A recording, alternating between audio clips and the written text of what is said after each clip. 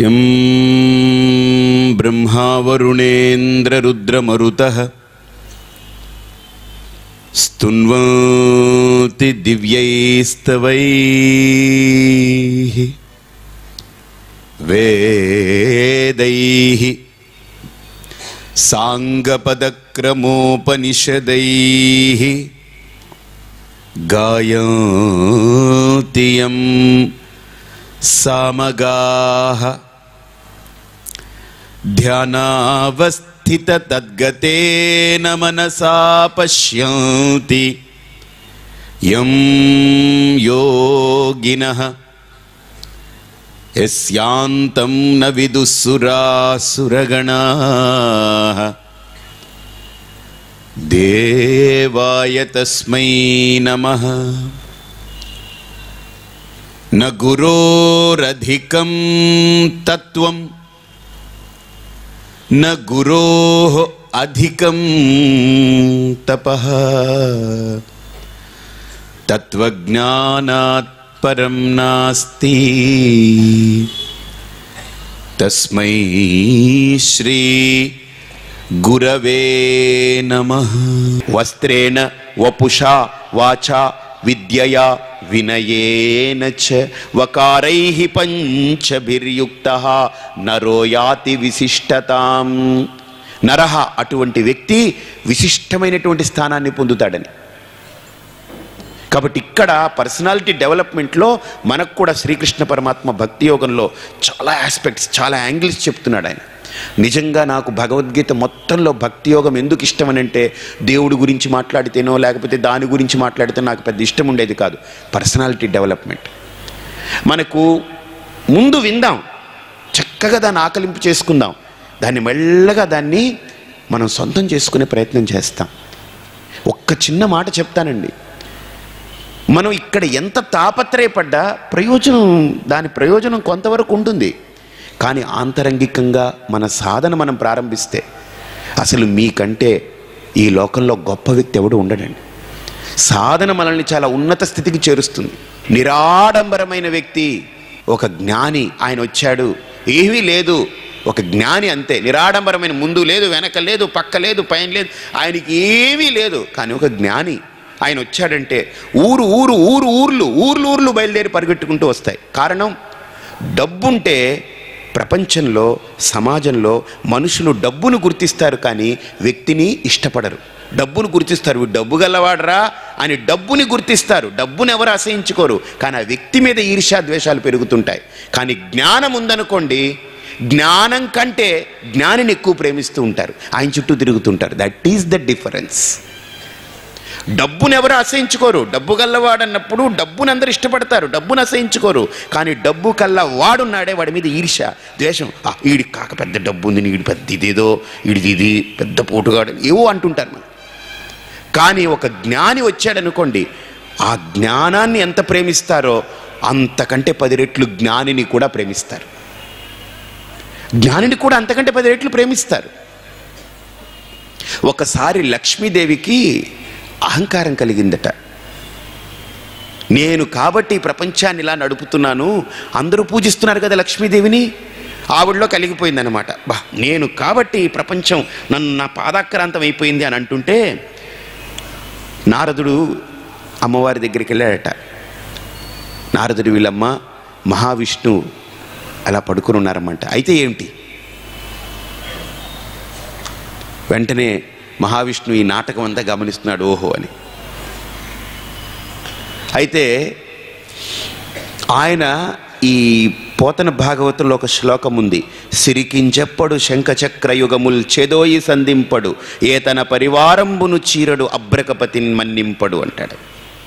సరే ఆలోచిస్తాడు మహావిష్ణువు, ఓహో ఇంత పెరిగిపోయింది ఆవిడికి. సరే, అసలు ఆవిడ్ని ఎందుకండి మనం ఆరాధిస్తున్నాం లక్ష్మీదేవిని తెలుసండి? ఆయన విష్ణు వక్షస్థల స్థితాం, మహావిష్ణువు యొక్క వక్షస్థలం మీద కూర్చుంది కాబట్టి మనం ఆవిడ్ని గౌరవిస్తున్నాం. ఆయన కనుక తీసి ఇంక నువ్వు నాకు అక్కర్లేదు అవతలికి పో అన్నాడు అనుకోండి, మనం దగ్గర కూడా పెట్టుకోం. ఎందుకు తెలుసా? కుబేరుణ్ణి మన ఇంట్లో పెట్టుకున్నామా? పెట్టుకోలేదు.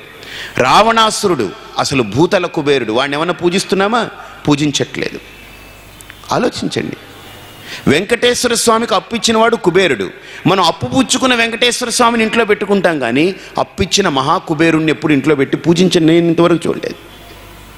ఎవరింటికి వెళ్ళినా వెంకటేశ్వర స్వామి కనిపిస్తాడు. ఇదేమిటయా ఈయనెందుకు వడ్డీలు గుంజుతుంటాడు? నా ఆయనే దేవుడు, మాకు ఆయనే కావాలి. కుబేరుణ్ణి పూజించాం. అలాగనే మహావిష్ణువు కనుక వదిలేస్తే లక్ష్మీదేవిని కుబేరుడిలాగా లేకపోతే ఇంకోళ్ళలాగా ఆవిడ కూడా వాళ్ళ లిస్టులో చేరుతుంది. కానీ మన పూజ గదిలోకి ఎక్కదావిడ. ఆవిడని ఎందుకు పూజిస్తున్నామనంటే డబ్బు ఇస్తుందో సంపదిస్తుందో అని కాదు, మహావిష్ణువు యొక్క వక్షస్థలంలో కూర్చునుంది కాబట్టి. మనం ఉండే స్థానాన్ని కూడా మనం గుర్తించగలగాలి.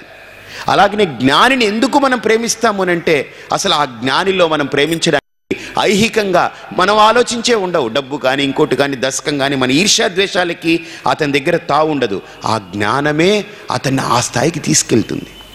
కాబట్టి ఈరోజు మతాలు కానీ గుళ్ళు కానీ ఆచారాలు కానీ ఇటువంటి సంప్రదాయాలు కానీ గ్రంథాలు కానీ పారాయణ కానీ పూజలు ఇవేవీ లేకుండా మనిషి పుట్టడం ఆవులాగా కుక్కలాగా ఏదో సంపాదించుకోవడం, తినడం, వెళ్ళిపోవడం, సంపాదించుకోవడం, తినడం, ఆ రోజు గడిపేయడం, నిద్రపోవడం, లేవడం, మళ్ళీ సంపాదించుకోవడం, తినడం, నిద్రపోవడం, ఇంతే అనుకోండి. మనిషి బ్రతుకు ఎలా ఉంటుందో ఆలోచించండి. రాక్షసులైపోతారు మొత్తం అంతా. ఎందుకని? మార్గం లేదు ఇంకా. కాబట్టి ఇక్కడ అటువంటి వాటన్నిటికీ చెక్ పెడుతూ ఇక్కడ చాలా అద్భుతమైన కాన్సెప్ట్ చెప్తారు. అయితే ఒకసారి ఈ మతాలన్నీ ఎలా మాట్లాడుతున్నాయనేటువంటి ఆస్పెక్ట్లో ఒక వ్యక్తి చాలా గొప్పగా పరిశీలన చేశారు. ఒక స్వామి, ఆయన సన్యాసి. ఆయన ఏం చేశారంటే మహమ్మదీయ మతంలో ఎలా ఉంది, క్రైస్తవ మతంలో ఎలా ఉంది, హిందూ ధర్మంలో ఎలా ఉందని చూశారు. చాలా గొప్ప అనలిటికల్గా చూశారు ఆ కాన్సెప్ట్ని. 3 మతాలు బాగున్నాయి, కానీ ఒక్కొక్క మతం కోణం చెప్పుకుంటూ ఆయన అన్నారు, మహమ్మదీయ మతంలో ఏం రాస్తుందంటే మహమ్మదీయ మతస్థులందరూ కూడా మహమ్మదీయ సౌభ్రాతృత్వాన్ని పాటించాలి. అంటే మహమ్మదీయుడిగా పుట్టిన ప్రతి ఒక్కడూ కూడా అన్నదమ్ముల్లా కలిసిమెలిసి మెలగాలి, కొట్టుకోకూడదు, ఇతరుల్ని బాధ పెట్టకూడదు, ఇతర మహమ్మదీయుల్ని బాధ పెట్టకూడదు అని. వెంటనే ఓహో బాగానే ఉందనుకున్నారు ఆయన, చాలా బాగా రాశారు. వెంటనే బైబిల్ చూశారట. బైబిల్ చూస్తే అక్కడ అందులో ఇంకొక స్టెప్ ముందుకెళ్ళి మాట్లాడిందట. ఏంటనంటే మనుష్యులందరూ కూడా దేవుడి బిడ్డలు, మనం ఒకళ్ళనొకళ్ళు కొట్టుకోవడం, ఒకళ్ళనొకళ్ళు తిట్టుకోవడం చేయకూడదు. అంటే ఈయనకు అర్థమైందట, మహమ్మదీయులు మతస్థుల్నే, వాళ్ళ మతంలో పుట్టిన వాళ్ళని అన్నదమ్ములుగా చూడమన్నారు. క్రైస్తవం దగ్గరకు వచ్చేటప్పటికి సర్వ మానవులు కూడా ఆ భగవంతుడి యొక్క బిడ్డలు, అందరూ పరస్పరం అన్నదమ్ములుగా మెలగాలి, ఈర్ష్యా ద్వేషాలు తిట్టుకోవడం ఉండకూడదని. తర్వాత హిందూ ధర్మాన్ని చూశారట. ఏమిటి ఇంటిది కదా, మొత్తం మ్యాక్సిమం వాళ్ళిద్దరు చెప్పేశారు, ఇంకేం చెప్తారని. భగవద్గీతను తిరగేస్తూ ఆయన చూశారట. 12వ అధ్యాయంలో ఈ శ్లోకం వచ్చింది, అద్వేష్ట సర్వభూతానాం మైత్రః. కృష్ణుడు అన్నాడట, నీ మతంలో పుట్టిన వాడినే నువ్వు ప్రేమించడం కాదు, మనుష్యుల్నే ప్రేమించడం కాదు, పిపీలికాది బ్రహ్మ పర్యంతం ప్రతి జీవిని భగవంతుడిగా చూస్తూ ఆరాధించు, దేన్ని ద్వేషించొద్దన్నాడట. ఇది హిందూ ధర్మం యొక్క గొప్పతనం. మనకు రెస్ట్రిక్షన్స్ లేవు, మనకు పరిధి లేదు, మన ధర్మానికి ఒక హద్దు లేదు. ఇది హద్దులు లేని ధర్మం, పరిధి లేని ధర్మం, విస్తృతంగా వ్యాపించి ఉన్న ధర్మం. మనిషినే కాదు, మనం పాముని కూడా గుడిగట్టి పూజించే సంస్కృతి మనది. ఆవుకు కూడా ఒక గుడిగట్టి పూజిస్తాం, ఏనుగుని దైవంగా భావిస్తాం, ఎలుకని దైవంగా భావిస్తాం, చీమల్ని దైవంగా భావిస్తాం, చెట్టుని దైవంగా భావిస్తాం, ఒక తీగ పాకితే ఆ తీగను కూడా మనం దైవంగా భావిస్తాం, ఓ తులసి మొక్కుంటే దానికి దండం పెడతాం. అంటే ఒక హిందువు ఏ స్థాయికి ఎదిగాడు చూడండి. ప్రాణం అనేది ఒక మనిషిలోనే కాదు, ఒక మతంలో పుట్టిన మనిషిలోనే కాదు, లేదా మానవ రూపాన్ని ధరించిన వాళ్ళలోనే కాదు, కుక్కలో కూడా ప్రాణం ఉంది, దాంట్లో జీవం ఉంది, ఎలుకలో కూడా జీవం ఉంది, ప్రాణం ఉంది, చీమలో కూడా జీవం ఉంది. అందుకనే మన హిందూ ధర్మంలో కృష్ణుడు చెప్పినటువంటిది అద్వేష్ట సర్వభూతానాం. ఇప్పుడు చూడండి, ఈ మాటతో అన్ని మతాల్ని మింగేశాడు ఆయన శ్రీకృష్ణుడు. మొత్తం అన్ని మతాలు ఆయనలోకి వచ్చి కలిసిపోయాయి. ఇంక దేనికి అవకాశం ఇవ్వలేదు. ఇంకో మతం ఇంకెంతకంటే గొప్పదే ఉండదు. ఇంకింతకంటే ఏం గొప్పది ఉంటుంది ఆలోచించండి. ఈ ఒక్క మాటతో అటు క్రైస్తవము ఇందులో కలిసిపోయింది, మహమ్మదీయ మతము కలిసిపోయింది, బౌద్ధము కలిసిపోయింది, అన్నీ కలిసిపోయాయి ఇందులో.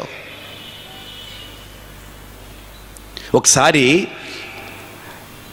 రెవరెండ్ ఓవర్ అని ఒక ఫాదర్ అన్నమాట, మంచి ఆ క్రిస్టియన్ ఎక్సలెంట్ ఫెయిత్ ఉన్నవాడు అనమాట. బైబిల్ని చక్కగా అధ్యయనం చేసి అక్కడ అమెరికా నుంచి క్రిస్టియన్ మిషనరీస్ అంతా కూడా ఇతన్ని ఎంచుకుని ఇండియాకు పంపారు. ఇది జరిగిన కథ 1970లోనో ఎప్పుడో జరిగిందట, 1970లోనో 1960లోనో జరిగింది. అప్పుడు ఒక పేపర్లో కూడా వచ్చిందని దాన్ని మెన్షన్ చేసినటువంటి ఒక స్వామి దాని పేపర్ కటింగ్ని కూడా ప్రింట్ చేశారు. రెవరెండ్ ఓవర్ ఆయన పూనాలో వచ్చాడట. ఆయనకు అప్పచెప్పిన కార్యక్రమం ఏంటనంటే కోస్టల్ బెల్ట్ అంతా కూడా ఆయన ఈ మత ప్రచారం చేయాలి, క్రైస్తవ మత ప్రచారం ఆయనకు అప్పచెప్పారు వాళ్ళు. ఆయన పూనాలో ప్రారంభిస్తూ ఆయన మతాన్ని చెప్పాలి అని అంటే ఏం చేయాలి? అందరూ హిందువులు అక్కడ, వాళ్ళు ఎలా వస్తారు? కాబట్టి ఈ మతంలో ఉండే ఇబ్బందుల్ని లేకపోతే చిన్న చిన్న వీటిని ఎత్తి చూపి దాన్ని దూషించి దాన్ని ఖండించి దాన్ని రకరకాలుగా మాట్లాడి వాళ్ళందరినీ అలాగ తన వైపుకు తిప్పుకోవడం మొదలుపెట్టాడట. అప్పుడు ఒక పండితుడు, ఒక సాధువు ఆ ప్రవచనానికి వెళ్ళాడట. ప్రవచనానికి వెళ్ళి అలా కూర్చున్నాడట. కూర్చుని ఆ ఫాదరు ప్రవచనం అంతా విన్న తర్వాత ఆయన దగ్గరికి ఇలా నడుచుకుంటూ వెళ్ళాడట. ఏం మాట్లాడలా, నడుచుకుంటూ వెళ్ళాడట. అందరూ దారి ఇచ్చేశారట. కృష్ణుణ్ణి ఆ వసుదేవుడి నెత్తి మీద పెట్టుకుంటే యమున ఎలా దారి ఇచ్చిందో ఈయన కూడా అలా నడుచుకుంటూ ఆ సభా ప్రాంగణం దగ్గరికి వెళ్ళేటప్పటికి ఎవడు ఏం మాట్లాడలేకపోయాడట. ఈయన అలా చూస్తూ ఆ ఫాదర్ని కళ్ళల్లో కళ్ళు పెట్టి చూస్తూ ప్రేమగా ఆయన దగ్గరికి వెళ్ళాడట. ఫాదర్, నువ్వు దైవాన్ని నమ్ముతావా అన్నాడు. నమ్ముతానన్నాడట. దైవం ఎక్కడున్నాడని అడిగాడట. భగవంతుడు ఆల్ పర్వేసివ్, సర్వశక్తిమంతుడు, దయామయుడు, అంతటా ఉన్నాడు. అంతేకాదు భగవంతుడు అన్నిటినీ చూస్తాడని కూడా నమ్ముతావా? అయ్యో, అన్నిటినీ చూసేవాడు వాడే, అన్నిటినీ చేసేవాడు కూడా వాడే. మరి అంత దైవం మీద నమ్మకం ఉన్నప్పుడు నువ్వు ఇక్కడ దూషిస్తున్నావే, నీ నోరు అపవిత్రం అవ్వలేదా అన్నాడట. ఒక్కసారి ఆగిపోయాడట ఆ ఫాదర్. మీరేం చెప్పాలనుకుంటున్నారన్నారట ఆ ఫాదర్. ఫాదర్, నువ్వు నా ధర్మాన్ని దూషిస్తున్నావు కదా, అంటే ఒక రకంగా నువ్వు మా అమ్మని పతిత, పనికి మాలింది, దుర్మార్గురాలు అంటున్నావు కదా. నా మనస్సు నొచ్చుకుంటుంది ఫాదర్, నా మనస్సు చాలా బాధపడుతుంది. ఎందుకంటే నేను పుట్టింది ఈ మతంలో ఫాదర్, నేను పెరిగింది ఈ మతంలో, నేను బొట్టు పెట్టుకున్నా, కట్టు కట్టినా, ఓ మంత్రం చెప్పుకున్నా ఈ మతంలో పుట్టాను ఫాదర్. మా అమ్మని అన్నట్టుగా నాకు అనిపిస్తుంది. మీ అమ్మనంటే నీకు ఎలా ఉంటుంది ఫాదర్? నా మనస్సు చాలా గాయపడింది అనగానే ఆయనకి ఒళ్ళంతా ఒకలాగా కంపించిపోతున్నట్టు, ఊగిపోతున్నట్టు ఆయన ఆ సభా ప్రాంగణంలో. ఆయనకి ఏం అర్థం కావట్లేదు ఈ మాటలకి. నన్నేం చేయమంటావని అడిగాడట. నిన్నేమీ మార్చుకోమనట్లేదు ఫాదర్, నా మతం గురించి ఒక్కసారి నువ్వు తెలుసుకొని, నా ధర్మం గురించి నువ్వు చదివి అప్పుడు నువ్వు మాట్లాడు ఫాదర్, నేనేమనుకోను అన్నాడట. ఆ మాటలు ఆయన్ని ఆలోచింపజేశాయి. రాత్రి ఇంటికి వెళ్ళాడట ఆయన. నెక్స్ట్ డే సభలన్నీ రద్దు చేశాడట. ఇది జరిగింది, సత్యం, ప్రమాణం ఇది. సభలన్నీ రద్దు చేశాడట ఆయన. రద్దు చేసి ఈ హిందూ మతానికి సంబంధించినటువంటి పురాణాలు, గ్రంథాలు తెప్పించుకున్నాడట. ఆ భాష తెలియకపోతే మరాఠీ నేర్చుకున్నాడట, కష్టపడి సంస్కృతం నేర్చుకున్నాడట. నేర్చుకుని అక్కడ తుకారాం, ఏకనాథ స్వామి, తులసీదాస్, ఈ భక్తులందరూ చరిత్రలు చదవడం మొదలుపెట్టాడట. ఒక్కొక్క చరిత్ర చదువుతుంటే వీడికి అసలు ఒక్కొక్క జన్మెత్తినట్టు అయిపోయేదట. ఈ భక్తుల యొక్క చరిత్రలన్నీ చదివిన తర్వాత ఆ ఫాదరు ఒకరోజు అమెరికా ఆ మిషనరీకి లెటర్ రాశాడట. నన్ను మీరు ఇండియాకి పంపారు క్రైస్తవ మత ప్రచారం చేయమని, నేను వచ్చాను. కానీ భారతదేశంలో క్రీస్తు గురించి చెప్పాలనుకున్నాను, ఎందుకంటే వీళ్ళకేం తెలీదు క్రీస్తు గురించి చెప్తామని. మనకైతే ఒక్కడే క్రీస్తు, కానీ ఇక్కడ పేట పేటకి, ఇంటి ఇంటికి ఒక్కొక్క క్రీస్తు పుట్టున్నాడు. ఇక్కడ ఆల్రెడీ పెద్ద పెద్ద మహాత్ములు, భక్తులు పుట్టి ఆల్రెడీ భారతదేశాన్ని తరింపజేశారు, ఉద్ధరించేశారు. ఇక్కడ వాళ్ళ చరిత్రలు చదువుతూ ఉంటే తుకారాం, సంత్ ఏకనాథ్, గోస్వామి, తులసీదాస్, అస్సలు వీళ్ళందరి గురించి అసలు చూస్తూ ఉంటే నాకు అర్థం కావట్లేదు. కాబట్టి హిందూ ధర్మం మీద నేను కృషి చేయబోతున్నాను. అని చెప్తూ చిట్ట చివరిగా అమెరికాలో నాకు 8 లక్షల ఆస్తి ఉంది. అప్పట్లో 8 లక్షల రూపాయల ఆస్తి ఉంది. ఆ 8 లక్షల మొత్తాన్ని నేను ఇక్కడ భారతదేశంలో హిందూ సంస్థకి ఇస్తున్నాను, ఇచ్చి ఇటువంటి భక్తుల యొక్క చరిత్రలు అందరికీ ప్రచారం చేయమని చెప్తున్నాను అని ఇచ్చి ఆయన ఆ రోజు ఒక నిర్ణయం తీసుకున్నాడట. నేను క్రిస్టియన్గానే చనిపోతాను, నేను ఇప్పుడేం మతం మార్చుకోను, కానీ హిందూ ధర్మంలో ఉండేటువంటి సారాన్ని గ్రహించి చచ్చిపోతాను ఈ భూమి మీద అనుకున్నాడు. అది ఒక సాధు మార్చాడు.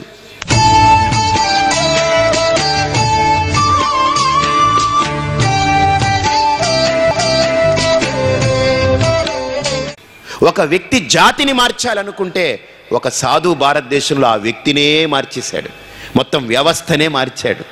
అది ఉందండి ఈ కాషాయానికి గౌరవం, అది ఉంది ఆ సాధుత్వానికి గౌరవం, అది ఉంది ప్రేమకు గౌరవం.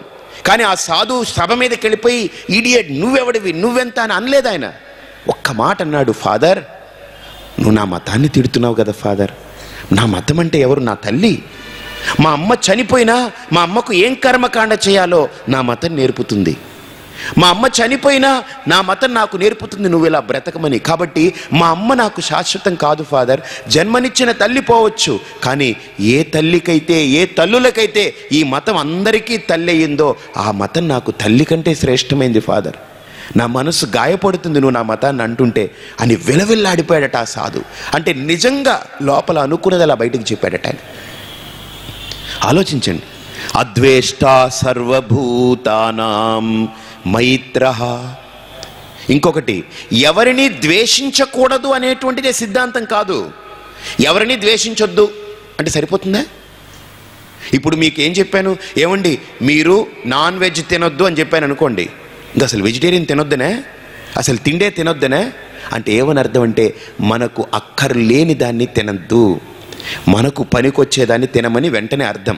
అందుకనే అద్వేష్టా సర్వభూతానాం మైత్రః కరుణ ఏవచ. అసలు ఈ 2 క్వాలిటీస్ అండి, మొదటి దానికి ఎక్సలెంట్ ఇలాగా పంచింగ్ క్వాలిటీస్ అన్నమాట. ఈ అద్వేష్టా సర్వభూతానం అనేటువంటి ఆ క్వాలిటీని ఈ 2 మైత్రః కరుణ అనేటువంటిది ఇలా నిలిపి ఉంచుతుంది ఎప్పటికీ. ఇవి 2 లేకపోతే నేను ఎవరిని ద్వేషించకూడదు నేను ఎవరిని ద్వేషించకూడదు అని కూర్చున్నాం అనుకోండి, ఒక 2 నిమిషాలు ఖాళీగా ఉంటాం, మళ్ళీ 3వ క్షణంలో మనకి ఏమైపోతుందనంటే వాడిలో ఏదో లోపం కనిపిస్తుంది, వాడిని ద్వేషించడం మొదలు పెడతాం. కాబట్టి నేను చెప్పే సాధన ఏంటంటే మనకు ఎవడైతే వాడిని తలుచుకుంటే స్వామీజీ ఒళ్ళంతా మంటెక్కిపోతుంటుందండి అంటుంటాడు, వీడెక్కిపోతుంటాడు అనమాట. వాళ్ళకి కానీ ఇంకోళ్ళకి కానీ ఒక చిన్న రిక్వెస్ట్ ఏంటంటే, చిన్న రిక్వెస్ట్, వాడంటే నీకు ఇష్టం లేదు, అయిష్టమే ద్వేషమే పక్కన పెట్టండి, వాడి గురించి ఒకరోజు 1 గంట సేపు వాళ్ళలో మంచే చూస్తాను అని మీరు ఒక తపస్సు మొదలు పెట్టండి. 1 గంటే, జస్ట్ 9 to 10 వాడిలో మంచి చూస్తాను అని మొదలు పెట్టండి. వాడిలో మంచి లేని వ్యక్తి ఎవడూ ఉండడండి, చెడు లేని వ్యక్తి ఎవడూ ఉండడు. నాకు ఒక కథ ఒక సినిమా చూసినప్పుడు ఉంది. ఒక సినిమాలో ఒక వ్యక్తిని అందరూ రాళ్ళు ఇచ్చి కొడుతుంటారు. అప్పుడు ఒక ఆయన మధ్యలోకి వెళ్తారు, ఆయన వెళ్ళి వాడిని కాపాడుతాడు. వాళ్ళు అంటారు, నీకేం బుద్ధి లేదా వీడిని పట్టుకుని కాపాడుతున్నావంటే ఆయన ఒక పాట పాడతాడు, మనలో పాపము చేయని వారు ఎవరో చెప్పండి, మంచిని సమాధి చేస్తారా, ఇది మనుషులు చేసే పనియేనా. వాడు దుర్మార్గుడే, నో డౌట్, వాడిలో తప్పుంది, వాడు దొంగతనం చేశాడు. ఒకసారి ఆలోచిద్దాం, ఎందుకు దొంగతనం చేశాడు? వాడు నీ ఇంట్లో దొంగతనం చేశాడు కదా, ఎందుకు దొంగతనం చేశాడు? అడుక్కునేవాడి ఇంటికి వెళ్ళి దొంగతనం చేస్తాడా? చేయడు. నీ దగ్గర ఉంది, వాడికి ఆ డబ్బు కావాలి, ఎందుకు? వాడి పెళ్ళాం పిల్లలు పోస్తున్నారు, అక్కడికి పట్టుకెళ్ళి ఇవ్వడం కోసం. వాడిలో కూడా దొంగతనం చేసే చెడుని మనం చూస్తున్నాం, కానీ ఎందుకు చేశాడు ఆ దొంగతనం? తన పెళ్ళానికి పిల్లలకి పెట్టుకోవాలి, మంచి ఉందిగా. ఈ చెడ వెనక ఒక మంచి ఉంది, ఒక మంచి వెనుక చెడు కూడా ఉంటుంది, గుర్తుపెట్టుకోండి. ఒక మంచి వెనుక చెడు కూడా ఉండొచ్చు, అలాగనే ఒక చెడు వెనక మంచి కూడా ఉండొచ్చు. డాక్టర్ గారు కత్తి తీసి కోస్తున్నారు అని అంటే ఆ చెడు మనల్ని కోస్తున్నారని మనం భావించుకోవచ్చు, కానీ దీని వెనుక ఒక మంచి దాగుంది. తేనె పూసిన కత్తితో కొంతమంది కోస్తుంటారు, ఆ మంచి వెనక అయ్యా అలా వెళ్ళండి అయ్యా బాగుంటుంది, దాని వెనకాల ఏదో ఉంటుంది, పడేస్తాడు మనల్ని. కాబట్టి ఒక మంచి వెనుక చెడు దాగుంటుంది, ఒక చెడు వెనుక కూడా ఒక మంచి దాగుంటుంది. చూడగలిగే దృష్టి మనకు కావాలండి. మనం సామాన్యంగా మాంసపు ముద్దల్లా బతుకుతున్నాం, మన మనస్సును ఉపయోగించుకోవట్లేదు. ఒక మనిషిలా దేవుడిగా బ్రతకక్కర్లేదు, నేను దేవుణ్ణి అని డిక్లేర్ చేసుకోక్కర్లేదు. కనీసం మానవత్వపు విలువలతో మనిషిగానైనా ఈ సమాజాన్ని చూడడం మొదలు పెడితే, ఇదంతా మనుషులు, నేను ఎలా ఉన్నానో వాళ్ళు అలానే బ్రతకాలనుకుంటున్నారు అనే ఆలోచన కనుక బయలుదేరితే మనకు ద్వేషం ఉండదు ఇంకా. అందుకని ఇక్కడ అంటాడు మైత్రః కరుణ ఏవచ. ఆ మైత్రి భావన, కరుణ, ఇవి రెండు చాలా ఎక్సలెంట్ సపోర్టింగ్ స్టేట్మెంట్స్ అన్నమాట. ఏమిటో చెప్తాను మీకు. మిత్రత, మిత్రస్య భావం మైత్రి. మిత్రుడు అంటే ఎవరు? తనకు కావలసిన వాడు. ఈ లోకంలో 4 రకాల మనస్తత్వాలు, 4 రకాల మనుష్యులు ఉంటారండి. ఒకటి, నా మాటకు వాళ్ళ మాట సరిపోతుంది, నా ఆలోచనకు వాళ్ళ ఆలోచన సరిపోతుంది, నా చేష్టకి వాళ్ళ చేష్టలు సరిపోతాయి, అంటే ఈక్వలెంట్ వేవ్ లెంగ్త్ ఉన్నటువంటి వ్యక్తులు అన్నమాట. వీడితో మనం ఫ్రెండ్షిప్ చేసేయచ్చు, వాడిని యాక్సెప్ట్ చేసేస్తాం.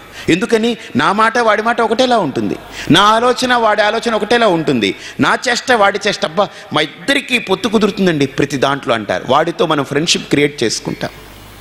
ఇక రెండో క్వాలిటీ ఏంటనంటే, నా ఆలోచన కంటే ఇంకా బాగా ఆలోచించగలడు, నా థింకింగ్ కంటే he can have better thinking, నేను చేసేదానికంటే ఇంకా ఎక్కువ చేయగలడు అతను. అంటే నాకు అతను ఏమవుతున్నాడు తెలుసండి, ఫ్రెండ్గా అయినప్పటికీ కూడా హీ బికమ్స్ మై గైడ్. నేను ఫాలోవర్ని అవుతున్నాను, వాడు నాకు ఒక లీడర్ అవుతున్నాడు. వాడితో నాకు ఫ్రెండ్షిప్ ఉంటుంది, బట్ ఐ ఫాలో హిమ్. వాడిని ఒక లీడర్గా కూడా చూస్తాను. ఎందుకని? నాకంటే వాడు బాగా ఆలోచించగలడు, నాకంటే వాడి చేష్టలు ఇంకా బాగుంటాయి, నాకంటే వాడి యొక్క భావుకత ఇంకా బాగుంటుంది. ఇక మూడో రకం, నాకంటే తక్కువగా ఆలోచిస్తుంటాడు, నేను వాడిని ఎప్పుడు సరిచేస్తూ ఉండాలి. ఎందుకంటే పైన ఒకడున్నాడంటే కింద ఇంకోడు ఉంటాడు కదా, అర్థం. సో తక్కువగా ఉంటుంది. నాకంటే వాడు తక్కువగా, చేష్టలు తక్కువే, ఆలోచనలు తక్కువే. వాడిని మనం ఏం చేస్తామంటే తృణీకరిస్తాం. అక్కడ కారుణ్యం ప్రదర్శించాలి. పోన్లే, వాడు నా అంతలా ఆలోచించాలని నియమం ఏంటి, కానీ వాడిని కూడా మనం యాక్సెప్ట్ చేస్తాం. ఇంకొకటి ఉంటుంది, భిన్న విరుద్ధం. నేను ఎడ్డెమంటే తెడ్డమంటాడు,